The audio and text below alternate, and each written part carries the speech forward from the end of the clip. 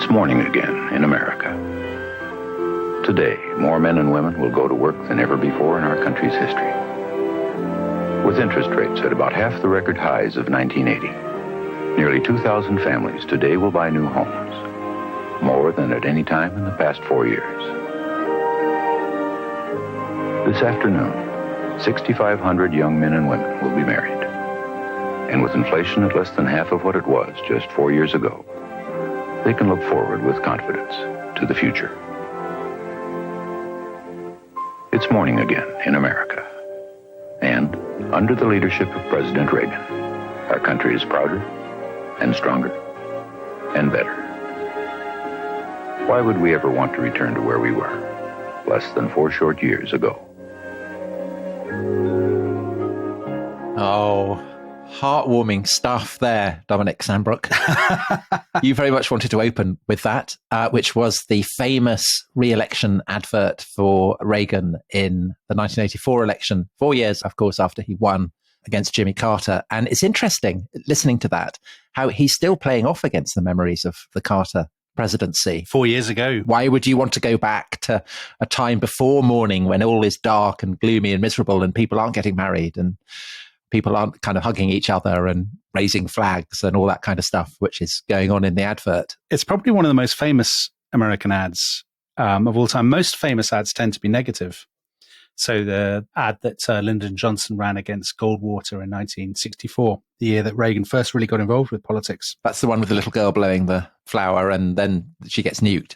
Exactly, the nuclear weapons, the Daisy advert. But this is unusual in being a very famous advert that's positive.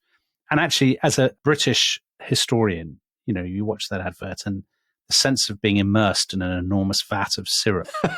Drowning. It's hard to resist, but it's absolutely the key to Reaganism. Yeah. The emphasis on the family, the emphasis on the flag, on being stronger, prouder, stronger, better. The sort of Hollywood sheen. And the Hollywood sheen is something that is a part of the Reagan's presidency right from the beginning, and it kicks off in his inauguration after his victory in 1980. So we ended last time, didn't we, by talking about how there was a real sense of, I mean, Jimmy Carter had talked of a malaise in 1979. The Americans had left Vietnam in 1973. Saigon fell in 75.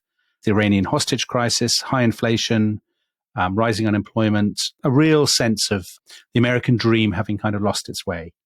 So they go together in the limousine from the White House, Carter and Reagan. Carter, it's so richly symbolic. I mean, you said before we started recording this that so much of it feels like it's people have been supplied by a Hollywood casting agency. The lines have been written by the most melodramatic scriptwriter.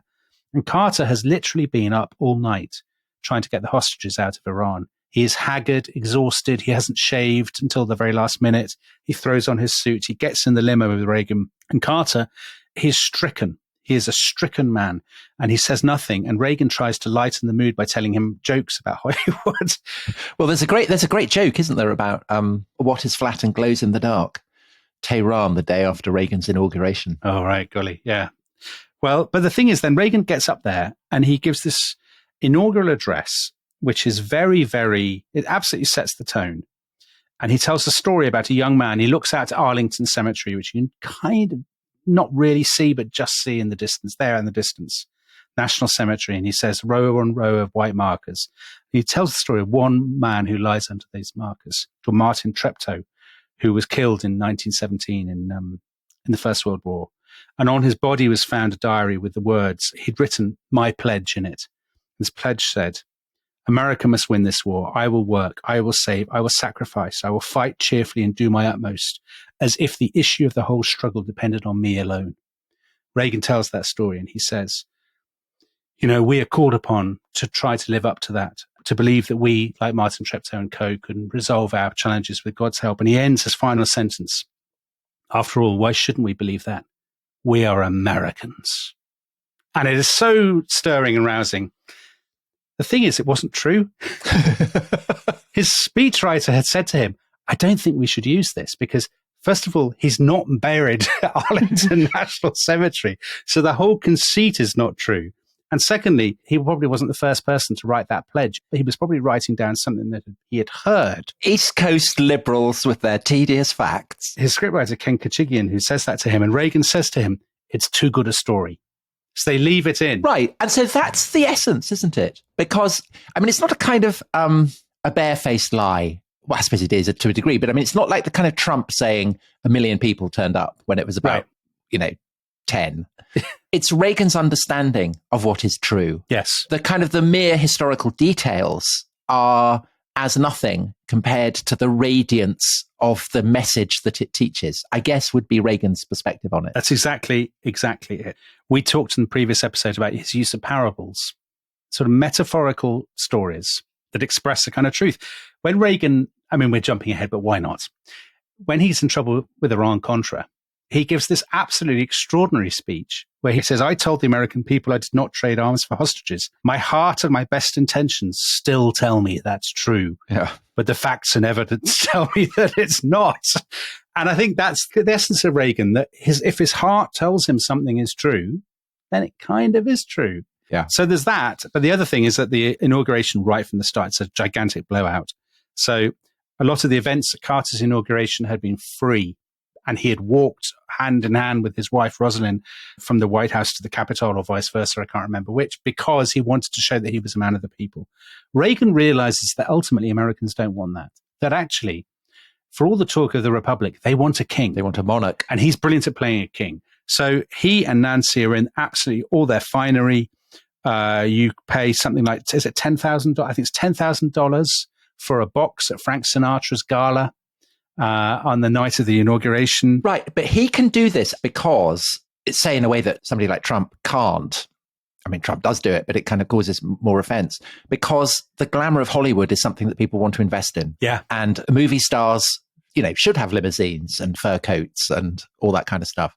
Yes. So although there is some disquiet about Nancy, and she becomes the lightning rod for Queen Nancy.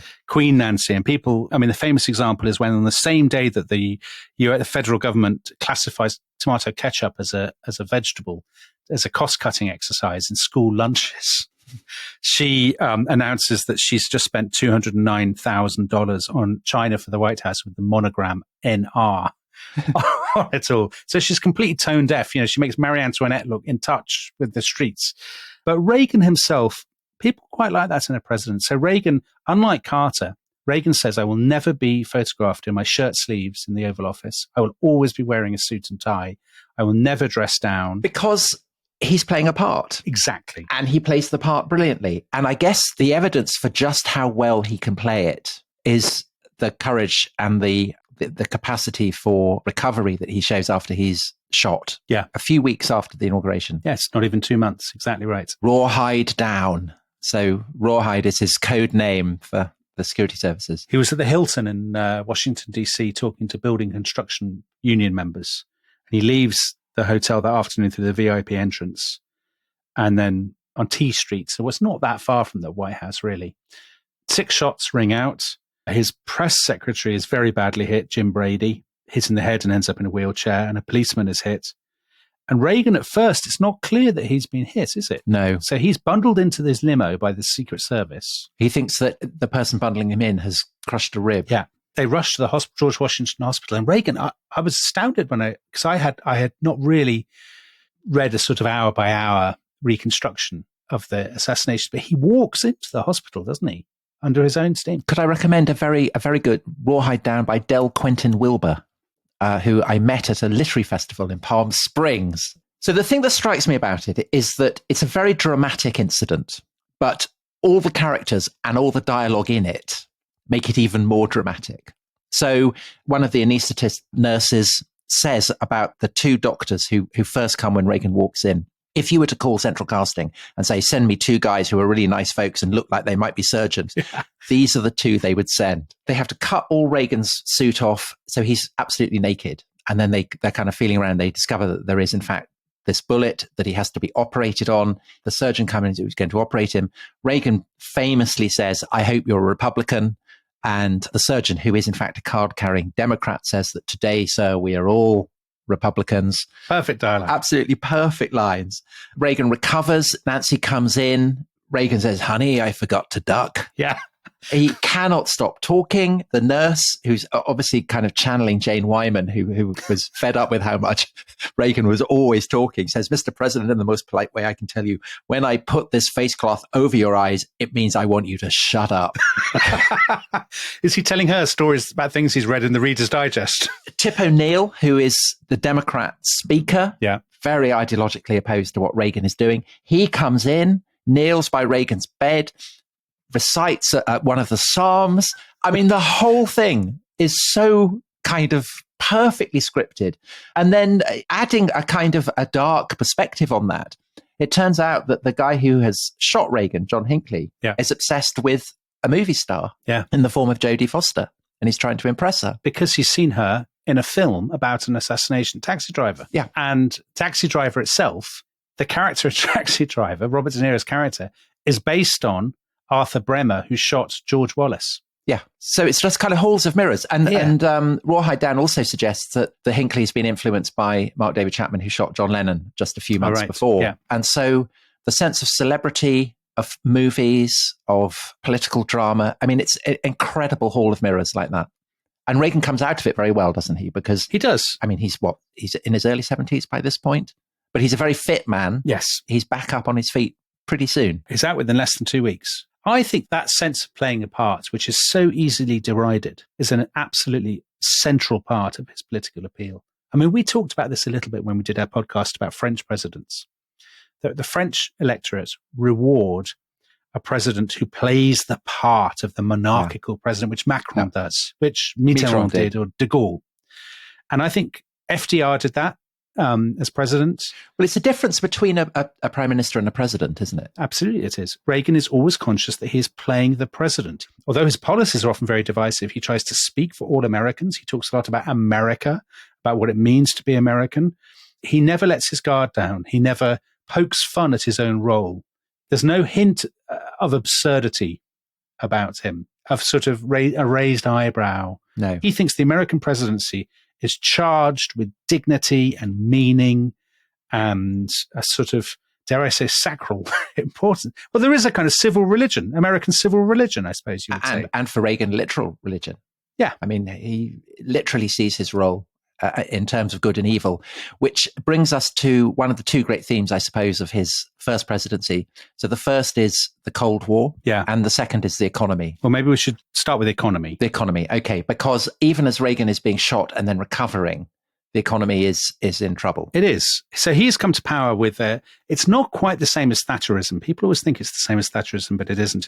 It's a doctrine called supply side economics. Or voodoo economics, as George Bush, who had been Reagan's opponent in the primaries and then becomes his vice president, had put it. Exactly. So supply side, the essence of supply side, I mean, we could spend hours discussing this, but the essence of it is you cut taxes, you lift regulations, you make life easier for business, and that will help the economy to recover. And in fact, there was a famous curve called the Laffer curve that an economist called Arthur Laffer had drawn on a napkin in a Washington restaurant, in which he said, if you cut taxes enough, you will reach a point where the economy grows so much that your tax revenues will actually go up. Trickle down economics. Yeah. This has never quite been reached in reality.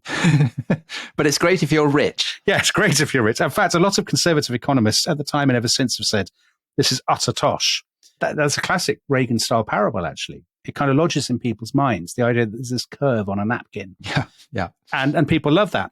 So Reagan has this budget director, a very young man called David Stockman. He's 34. He's very idealistic. He says, listen, let's slash taxes. So they're going to bring down the top rate of tax from 70% to 50%. They're going to cut taxes in general, 23% in 3 years, a massive tax cut. And we'll also cut spending. And actually, the key to how Reaganomics works in practice is they cut the taxes and then Stockman says, right, now for the spending. They cut the easy things, easy for Republicans. So they cut things like welfare for the working poor, food stamps, school lunches. Because they're all just going out and blowing all their food stamps on enormous amounts of food in shops. This is the Reagan take. That's the Reagan take, exactly. They say, well, we'll cut all that. And of course they can cut them because that's not really the Republican constituency. That's, as it were, low-hanging fruit. Then they say, what about, Stockman's like, well, what about Social Security? Oh, no, you can't cut that. And then he discovers, we're also going to have a massive increase in defense spending. So they increased defense spending from just over 20% of spending to almost 30%. Take it right back up to where it was in the Vietnam War when they're actually fighting a war. By the end of that first year, Stockman gives an interview to the Atlantic Monthly in which he says, actually, this great plan hasn't really worked out at all because I've realized that the administration is not prepared to cut spending. That actually what Reagan's going to do is going to cut taxes and just borrow money to spend on defense. In essence, this is what happens.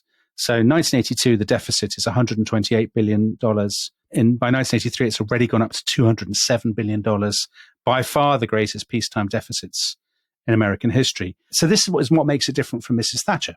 Mrs. Thatcher is very much, she really believes in kind of a balanced budget. She, in fact, housekeeping. Good housekeeping. She, in fact, raises taxes when she gets into trouble because she's all about cutting borrowing.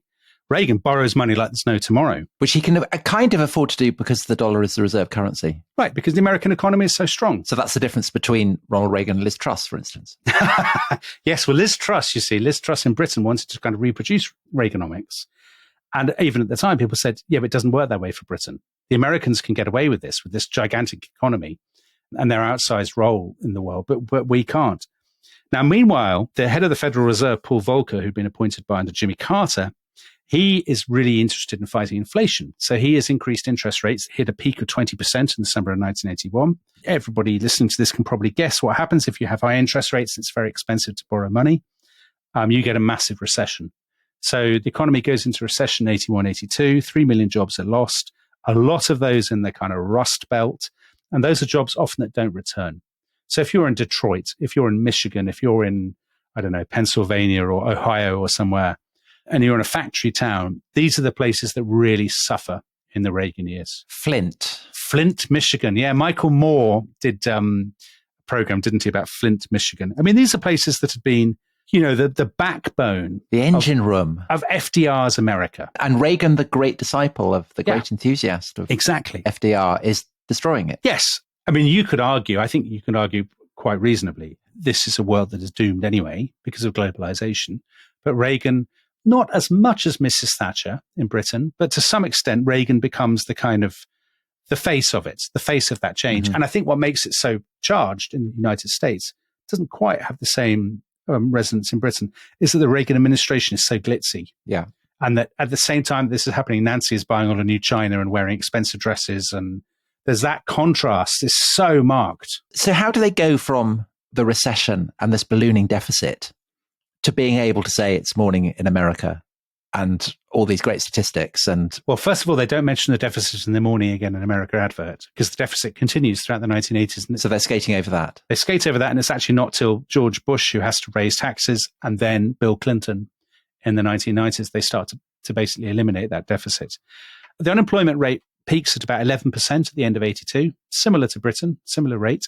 But then there's a huge boom. And that doesn't really have there is a bit of a boom in Britain, but it's much bigger in America. What is stimulating the boom? I know we're trying to pack so much into this podcast, so I'm going to have to try to really boil it down. I think it depends who you ask, Tom. So it depends and their politics. So a liberal economist, somebody like Paul Krugman, would say that boom is coming anyway. It's part of the business cycle. Actually, what Reagan is doing is neither. There was always going to be a recession in the early 80s. He's surfing the boom that is inevitably going to come because of technological change, because of the inevitable recovery. America's actually got lots of underlying strengths. The Carter malaise was oversold, and the economy is always going to be booming. And also oil prices are have dropped. So the boom. Now, if you're a more pro-Reagan economist, you would say the tax cut is a big part of it. The tax cut means people have more money in their pockets. People can invest. Businesses can invest. Deregulation means there's more competition. Okay, so the deregulation, again, we're talking about how the disciple of FDR ends up inflicting all this damage on the old heartlands of the New Deal. Yeah. And the other famous policy that betrays Reagan's instinctive upbringing, we mentioned in the previous episode that Reagan is the only president to have been a union leader. Oh, right, yes. He sacks all the air traffic controllers, doesn't he? He does, the PATCO. PATCO is the name of the union. So as federal employees, air traffic controllers are not allowed to go on strike. That dates back to the 1950s and then was reaffirmed by President Kennedy. The air traffic controllers demand higher pay, obviously, as people always do in a period of high inflation. They want more pay, but they also want better working conditions. They're very grieved about their working conditions. They say they're very stressed. They want to move to a 4-day week, I think it is. The federal government offers them 11.4%. It's actually more than they're offering most federal employees, I have to say. They say it's no good. They decide they're going to go on strike anyway.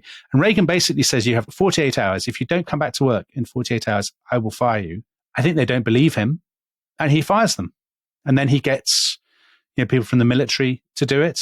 And actually, it lays down a really potent marker that he is not going to take any grief from the unions. He's going to do what he has to do.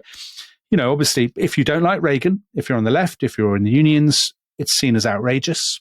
If you're on the right, you say, oh, isn't this great, bold leadership and all that sort of thing.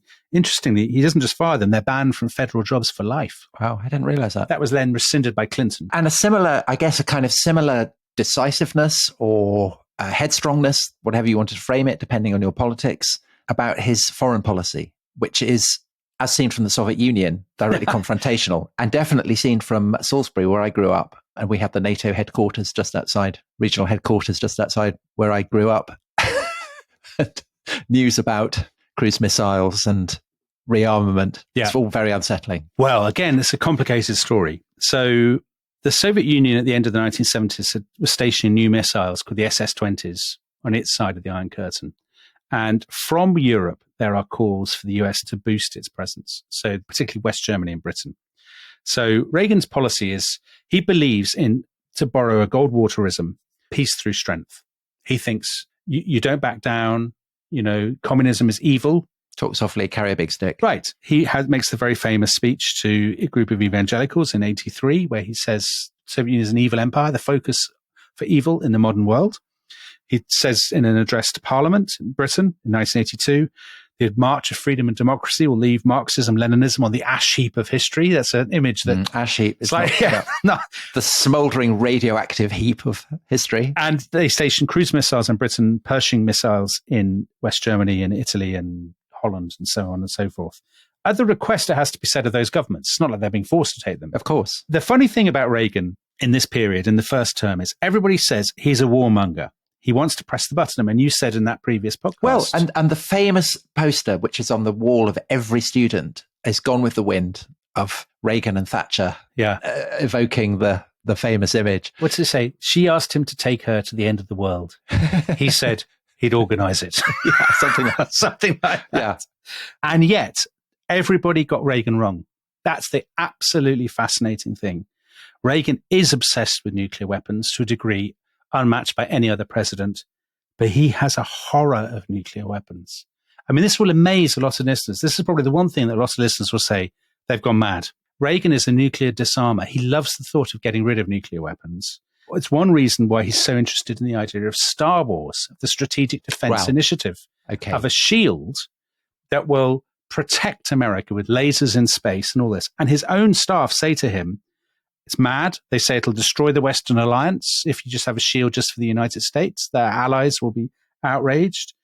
He genuinely, we know from his diary, he genuinely lies awake at night in a sort of cold sweat about nuclear weapons. And so this is why he in the long run, will pledge to offer the technology to the Soviet Union as well. Yes. And it explains why this man who is associated, is seen by his opponents as the epitome of a Cold Warrior, a kind of gung-ho nuclear missile wielding cowboy, why he will take the lead, why the succession of extraordinary summits with Gorbachev. The long-term result of that is an incredible process of de-armament. Yeah, and we can see that, Tom, even before Gorbachev comes in. So in October 1983, Reagan watches The Day After. Lots of our American listeners will be familiar with The Day After, this sort of TV movie about a nuclear holocaust. So in Britain, the equivalent was Threads, which was actually much more frightening. But Reagan watched The Day After, and he wrote in his diary that he found it depressing and chilling. Lots of conservative commentators were saying, this is left-wing propaganda. Reagan doesn't say that at all. He says, this is terrible. Then he finds out a few weeks later that there's been a NATO war game, Able Archer, and that the Russians have really been terrified by this and thought it was going to be World War III. Because that's through Gordievsky, the Soviet defector to Britain. Through Oleg Gordievsky, exactly. And Reagan writes in his diary, he says, we ought to tell them that no one here has any intention of doing anything like that. He says, I would love to get a top Soviet leader in a room alone and try to convince him that we had no designs on the Soviet Union and that the Russians had nothing to fear from us. Now, that's not something that his critics would imagine him writing. That's sort of almost slightly sort of boyish. Yes, it is. If only I could be in the room with them, I could persuade them. It's the kind of thing that a very educated, sophisticated analyst of international affairs would never in a million years dare say. Yeah. They'd be far too cynical to say that. Exactly. But Reagan doesn't have that kind of background, but he has the kind of background, well, in the kind of ideals that good will triumph and that, life is ultimately optimistic. And and his own personal charm. Yeah. He thinks, if I can just get in there, I can talk to them and I can persuade them the American way of life is better. Yeah, if I can just show them all the swimming pools in California, which of course in the long run he will do. Anyway, so that sets up his second term very nicely. And I think the second half of this episode. So I think we should take a break now. And when we come back, we will be into Reagan's second term.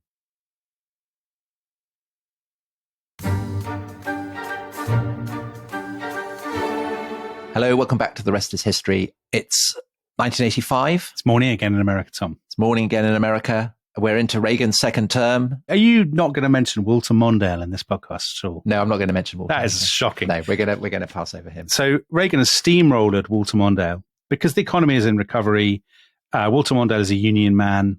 He belongs to the kind of New Deal past. This is the famous line, isn't it, about how he's not going to take advantage of his opponent's youth. Brilliant, Reagan. I mean, even if you hate Reagan, if you can't stand his policies, if your job was destroyed in Michigan or something, it's hard to watch that debate where everybody has been saying Reagan's too old. He did a very poor performance in the first debate. Then it comes up in debate number 2 and he says, I will not make age an issue in this campaign. I will not exploit for political purposes my opponent's youth and inexperience. And if you watch Mondale in that, Mondale bursts out laughing. He finds it very funny. And Mondale himself always says, that's the point. I knew I could never beat him. Yeah. The Teflon quality. It's a homer. Yes, it is a homer. I tell you one thing that is a definite shadow over Reagan's record, and that's AIDS. Yes. So AIDS becomes more and more of an issue as time goes on. I mean, going right the way back to his governorship in California, isn't one of his key aides destroyed in a kind of gay sex scandal? That's right, yes. No one's ever really got to the truth of that, whether it was true or whether it was just... Reagan's aides he's a very, very weak leader. It's a weird thing about Reagan, actually. He projects so much strength, but all his aides, all these people who we don't have time to talk about, Michael Deaver and Lynn Nofziger and, I don't know, Ed Meese and all these characters, Don Regan, they spend so much time feuding with each other and constantly being fired, resigning, coups, because they all say, and they all, without exception, say, Reagan he hated kind of managing people.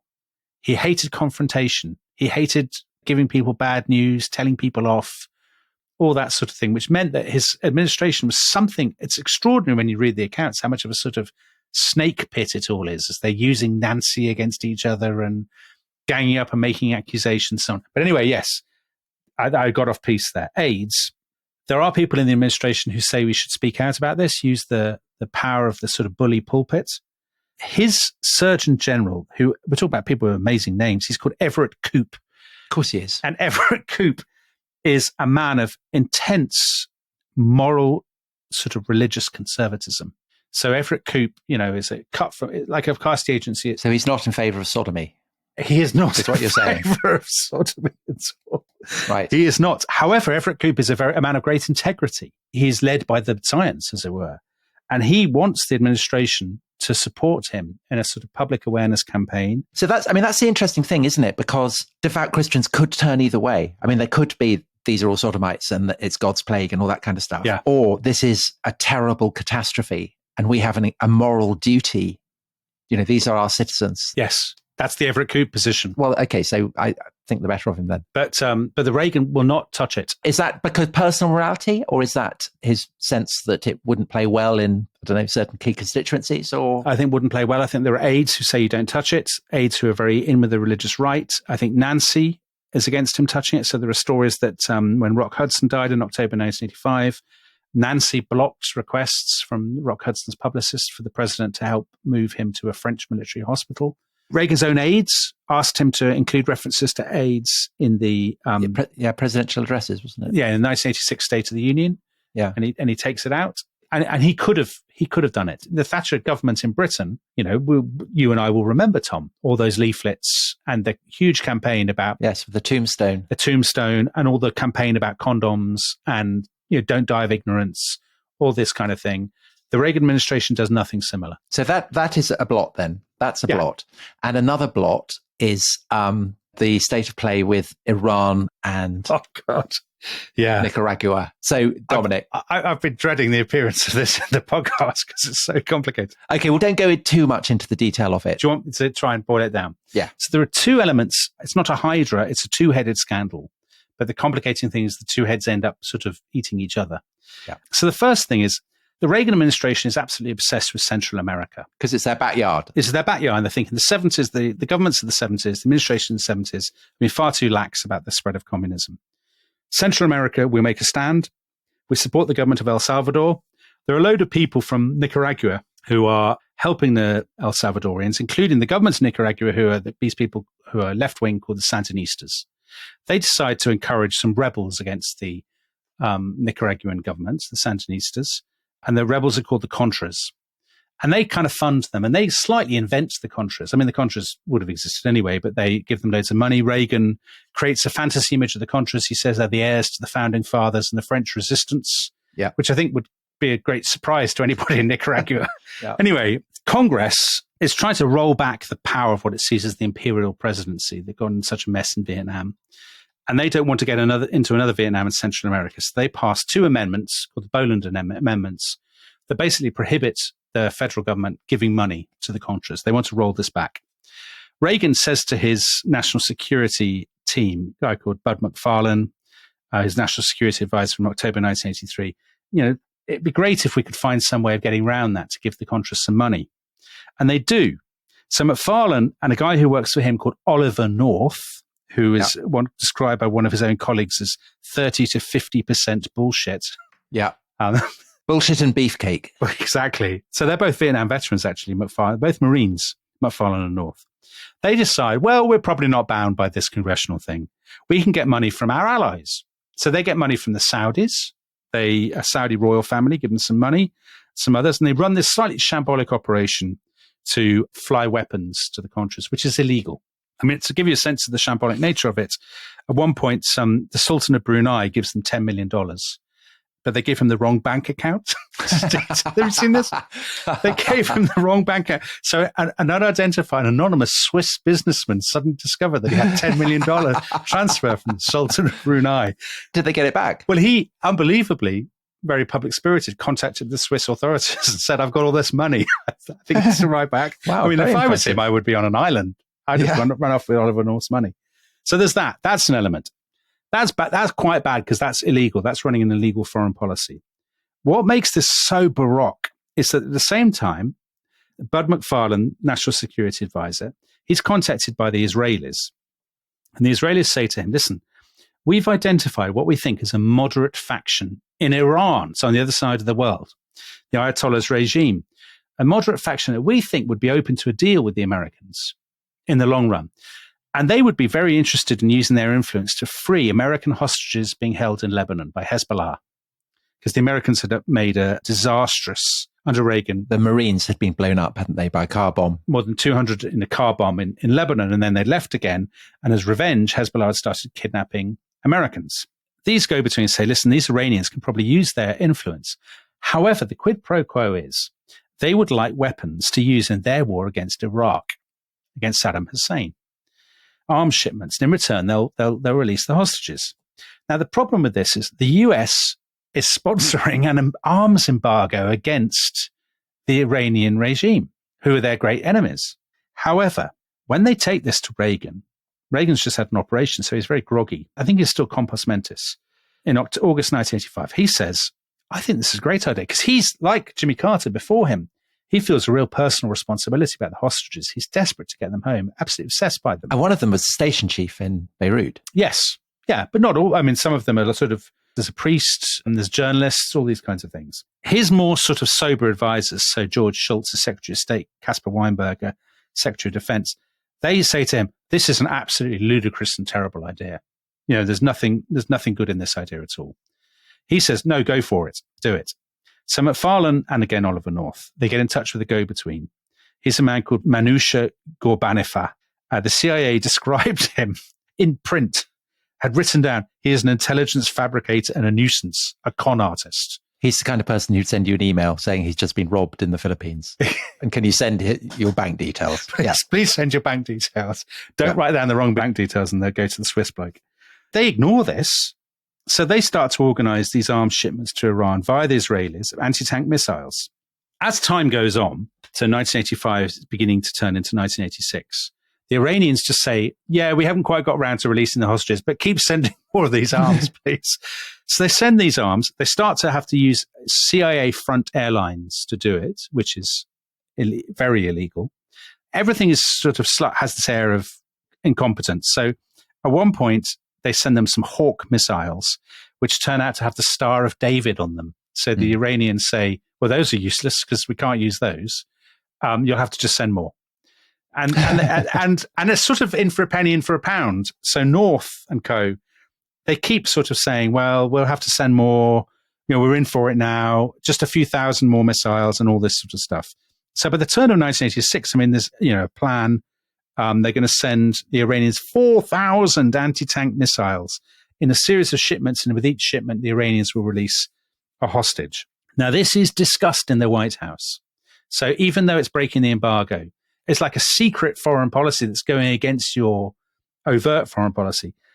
Reagan is listening to all this. Schultz and Weinberger keep saying, these are terrible, terrible ideas. Why are we doing this? And Reagan always says, do it. And he says to Weinberger at one point, we're doing this for the hostages. I don't want people to say I wasn't a big enough man to do everything in my power to kind of get the hostages back. But it's about this point that Oliver North, full of bullshit as he's been described, has a brainwave. Why don't we overcharge the Iranians for the arms? Then I'll use the profits to give that money to the Contras. So he starts doing that, and he got $12 million, and he's funneling the profits to Nicaragua. So it's illegal in two ways now, so in Iran and in the Central American dimension.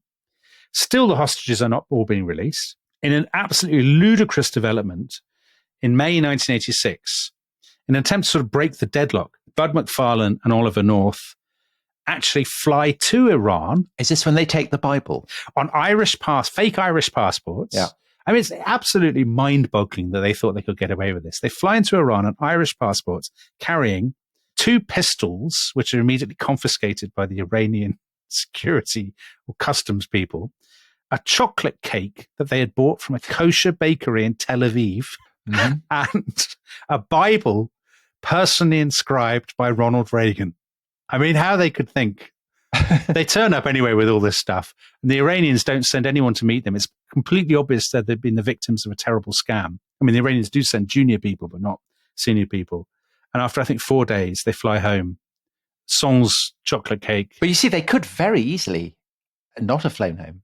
They could have been taken hostage. They could have been taken. So it's quite courageous, but mad. Putting your head in a crocodile's mouth. Yes, putting a chocolate cake in a crocodile's mouth, exactly. Then in October 1986, a plane is shot down over... It's got a bit of Watergate about this, hasn't it? It really does. The sort of definitely. Ludicrous incompetence. A plane is shot down in Nicaragua. The pilot is a man called Eugene Hassenfuss. Again, slightly, you couldn't make it up name.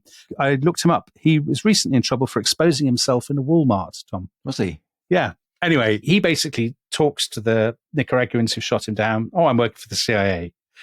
At that point, the whole story breaks. The Lebanese newspaper breaks the story about the Iranian trip.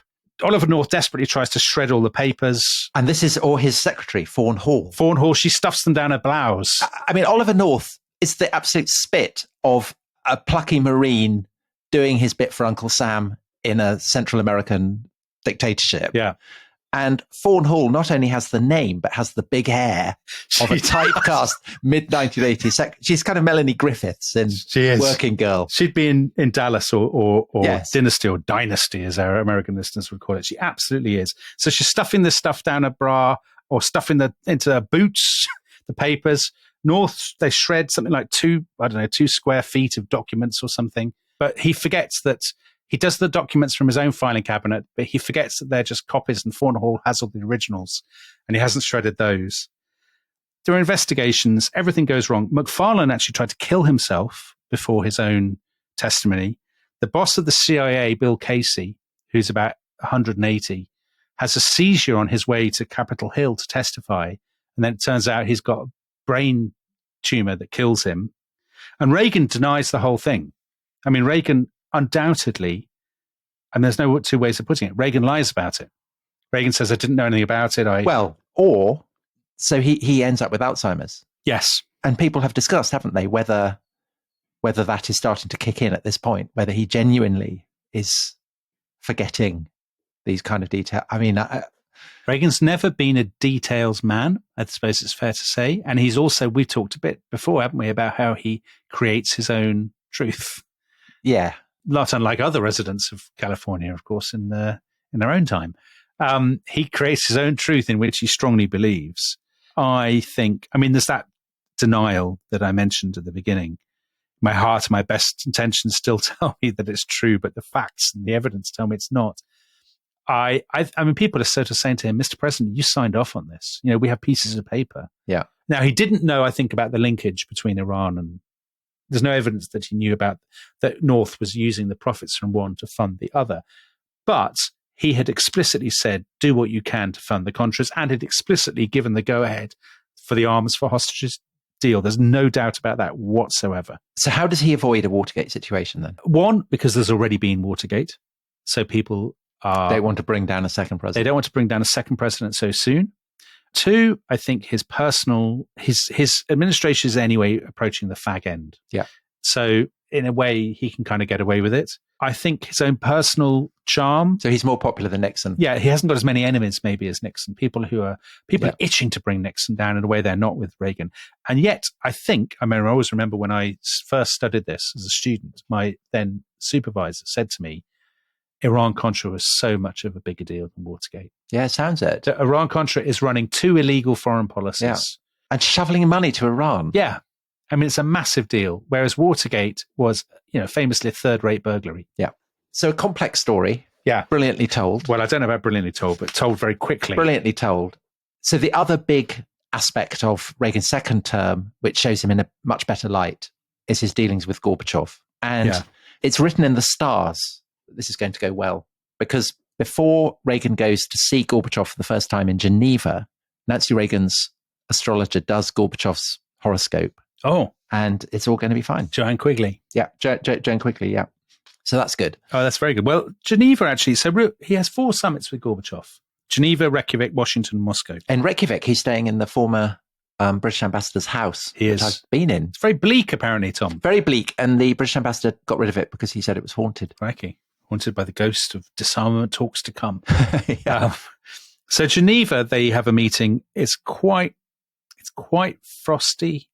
There's no deal. However, they do have a bit of a rapport. So they can talk to each other as human beings, and they do argue about their respective systems. Reagan's got all his kind of reading in Human Events and Reader's Digest that he's been doing by this stage for 30 years, 40 years? So he's full of the communist system, and he can't. He actually, at one point later on in Washington, he tries out some of his anti-Russian jokes on Gorbachev. Yeah, in the Oval Office, right? And this massive embarrassment all around. I mean, all the Americans say it was awful, and they wished the ground would swallow them up. Swallow them up, yeah. And because Gorbachev doesn't laugh at all. Reykjavik is the key one, because although they don't get a deal in Reykjavik, Gorbachev goes in with a massive offer of 50% cuts in their nuclear weapons and get rid of all their intermediate weapons, which are their sort of range of about 2,000 to 4,000 miles. Unbelievably, Reagan then says, well, why don't we get rid of all of them?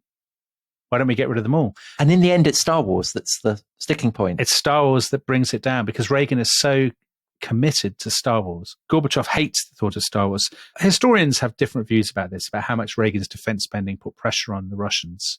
There's no doubt that Gorbachev was genuinely concerned about Star Wars. I mean, actually, the irony is they spent all that money, billions and billions, but it never came to fruition. But it's sort of psychologically, I think it hammers home to the Soviet leadership how backward they are. By comparison, they can't possibly keep up. But Reagan left Reykjavik devastated. So if you think that Reagan was already, if you think back to when we were talking before about Reagan, how deep-seated his horror of nuclear weapons is, and this idealistic dream, which actually horrifies not just a lot of his staff, but Mrs. Thatcher. Yeah, all his allies. Yeah. What would have happened if he'd agreed, do you think? I don't think he would have been allowed to agree, actually. They would have rowed it back. I think so. The president misspoke. Yeah. People within his own administration got in touch with Mrs. Thatcher and said, I have terrible news. He's offered to give away. Yeah. I mean, this genuinely happened. They said he's offered to give away all our nuclear weapons. You must use your influence. Get on the phone to him. Tell him, for Christ's sake, don't go. Because they then think, because in Europe, people would say, well, we're undefended. The Russians could walk in. The Red Army could just come over the border at any point. We have no defense. Reagan is sort of devastated by this. The interesting thing is, how much credit do you give to Reagan personally for the thawing? The truth of the matter is almost any other US president would have had a much harder time because they would have got such a beating from the conservatives in the United States as selling out. But because Reagan has these anti-communist credentials, he actually does get a bit of flack from conservative periodicals who say, unbelievable, Ronald Reagan of all people has fallen for the communist lie. But he's simultaneously playing good cop and bad cop, isn't he? Yeah. So he goes to Moscow and he kind of hangs out and all that kind of stuff in Red Square. Is that what he does, Tom? Is that the noise? That's exactly what he does. And then he goes to Berlin and says, Mr. Gorbachev, pull down that wall. Tear down this wall. Yeah. It's Berlin first, then Moscow. But you're right, he is doing that. He's putting on the pressure. All right, bad cop, good cop then. Bad cop, good cop. Exactly. He's putting on the pressure. They do sign a treaty in Washington, the INF Treaty. They begin the process of strategic arms reduction. And he goes to Moscow, and that really is such a psychological moment because somebody says to him as he's walking around in Red Square, greeting the crowds, do you still think this is an evil empire, Mr. Reagan? And he says, that was another time, another era. I mean, personally, I would say it's not so much that Reagan won the Cold War, but that Gorbachev chose no longer to fight it. I think that was the key to it. But I think any other US president without Reagan's credentials would have had a much harder time. And I think the symbolism was all the greater coming with Reagan. And Reagan having put so much rhetorical pressure on the Soviet Union, certainly in his first term and then before that, before his presidency, meant that it gave him the freedom to be able to strike a deal and to be warm with Gorbachev and to stroll around shaking hands in the Arbat in Moscow. Yeah. For any other American president, they would have been, the backlash at home would have been massive, but Reagan was able to get away with it. So, Dominic, we're approaching the end. Yeah. If we were to kind of draw up the account book, Reagan ceases to be president. He's succeeded by George Herbert Bush, who had been his vice president for the previous 8 years. George Herbert Walker Bush. Don't forget George Herbert Walker Bush. He retires to California. He's diagnosed with Alzheimer's. Yes. And he dies in 2004. The impression I get is that in America, even those who are very ideologically opposed to what he did, I mean, he's not hated in the way that pretty much all the subsequent presidents are. So I don't think people actually feel very strongly about the first George Bush, but Clinton, second Bush, Obama, Trump, Biden. I mean, they've all been massively, massively polarizing figures. Whereas Reagan I guess he was a very polarizing figure in his own time, but even his opponents they liked him. They seem to have liked him. So Tip O'Neill, you mentioned Tip O'Neill is a great example. Tip O'Neill was the Speaker of the House. He was implacably opposed to everything Reagan stood for. But Tip O'Neill says, doesn't he? It's quoted in Bob Spitzer's book that we've referred to a few times. Reagan would have made a brilliant monarch. I mean, that is an important part of being a president, isn't it? That the monarchical role that he does seem to have done brilliantly. But in terms of policy, perhaps setting the Cold War policy, the rapprochement with Gorbachev aside, his presidency seemed marked by a series of scandals, gaffes, failures, massive deficits. Yeah, that would be the harsh view. If you're a more right-leaning economist, you might say the Reagan tax cuts established the foundations from which the American economy then booms in the 80s and 90s. I mean, I'm not going to pronounce a judgment on that because actually I think that just comes down to personal political predilections as much as anything. I think Reagan definitely restores the prestige of the presidency after the Nixon. And of America? And of America, I think undoubtedly. You can't dismiss those things. And most historians, even liberal historians who've written about this say, there's no doubt that he's a brilliant advertisement for the American brand. But this goes back to what we've been saying all along, that the image, the brand, the roles that he's playing, the vibe is a crucial part of what makes him an important and significant president, and that it is a mistake to sneer at that. I think it's definitely a mistake. Because actually it's a very important part of being a president. It's definitely the idea that being a president, I mean, especially being a president rather than a prime minister, the idea that being a president is just a matter of poring over briefing books and understanding the nitty gritty of policy and, line by line analysis of legislation, that's all there is to it, is a massive, massive misunderstanding. A lot of being a president is doing exactly what Reagan was doing when he worked at General Electric. It is going to the plants, making people feel good about themselves, telling them a few jokes, all that sort of stuff. I mean, FDR was very good at that, Reagan's hero. Yeah. And FDR, people said, he's shallow, he doesn't understand the policy. I mean, Clinton was very good at that too. Clinton was good at that, and Clinton definitely did understand the policy, but Clinton was more undisciplined than Reagan. Reagan had tremendous message discipline. When it worked very well. When he surrounded himself with pragmatic, bright people, he was an effective governor of California, and there were definitely things that he gets right. And the good example of that is handling the Soviet Union. The economy, I mean, there's no doubt that he left massive deficits. And his economic mantra, I mean, I would say was in a way quite unconservative because it just relied so much on borrowing. So one last question. It's in the 80s that the tech boom happens. Yeah. Really starts to kick in California, which has been, the underpinning for so much of American influence and economic power into the 21st century. That's happening in California, where Reagan was governor.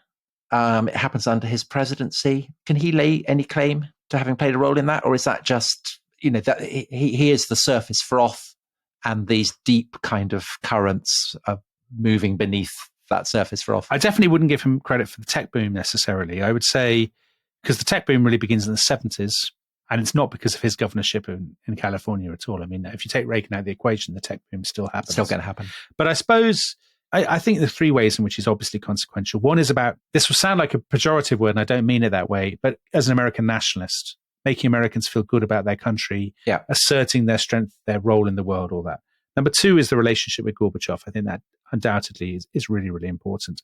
And number three is he establishes he is the Republican Roosevelt. He becomes a kind of model, a dream figure. So now all Republican candidates pay homage to Reagan. They evoke Reagan, often without, I have to say, a massive understanding of his career and what he stood for. But he has become the touchstone. And there are not many presidents of whom that's true. And if, as some listeners may conclude at the end of this program, that's partly because he's a master of smoke and mirrors as much as of substance. I mean, say what? Yeah, we've done podcasts and everything from the Roman emperors to medieval kings, and smoke and mirrors has always been a huge part of it, hasn't it? So, Julius Caesar, who we did a podcast about a month ago, would Julius Caesar have looked at Ronald Reagan and said, what a shallow waste of space? Or would he have said, he's good? What do you think, Dom? I think he would have respected his talents his ability to speak to the people. Yeah, I think the Romans would undoubtedly have recognized in Reagan a familiar figure, don't you think? Yeah, I think so. All right. Well, on that note, Reagan, the Roman, I hadn't expected that we were going to end up with that conclusion. I thought after 3 episodes, Tom, something for you. Yeah, throw me a bone. Bless you. I don't think we should end with us, though, should we? I think we should end with the man himself. The Gipper. With the Gipper. I think we should end with the Gipper, and I think we have an authentic audio clip of the Gipper. His farewell address is January 1989, one of the most stirring and moving evocations of his faith in America. So take it away, please, Ronald Reagan. I've spoken of the shining city all my political life, but I don't know if I ever quite communicated what I saw when I said it. But in my mind, it was a tall, proud city, built on rocks stronger than oceans, windswept, God-blessed, and teeming with people of all kinds, living in harmony and peace. A city with free ports that hummed with commerce and creativity. And if there had to be city walls, the walls had doors, and the doors were open to anyone with the will and the heart to get here. That's how I saw it, and see it still. And how stands the city on this winter night? More prosperous, more secure, and happier than it was 8 years ago. But more than that, after 200 years, 2 centuries, she still stands strong and true on the granite ridge, and her glow has held steady no matter what storm. And she's still a beacon, still a magnet for all who must have freedom, for all the pilgrims from all the lost places who are hurtling through the darkness toward home. Goodbye. Goodbye.